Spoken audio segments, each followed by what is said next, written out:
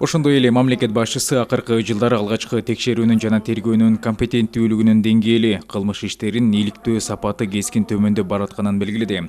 Укук коргоо органдарынын кызматкерлеринин, адвокаттардын жана судьялардын кесиптик иш билгелиги коом тарабынан сынга алынып келет. Садыр Жапаровдун айтымында тергөө органдарынын далилдердин бурмалоого көбүнчө көз жумуп койгон мамлекеттик айыптоо жана соттор сот адилеттигин орнотуучу орган эмес, чынында жазалоочу органга айландырууда.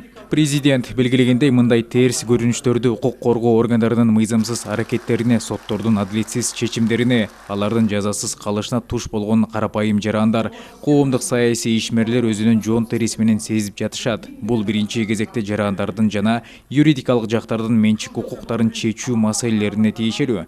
Прокурордук көзөмөл кылмыштардан зыян тарткан жарандардын жана ошондой эле мыйзамды бузгандардын да укуктарын жана мыйзамдуу кызыкчылыктарын коргоонун маанилүү кепилдиги болууга тийиш, деди мамлекет башчысы.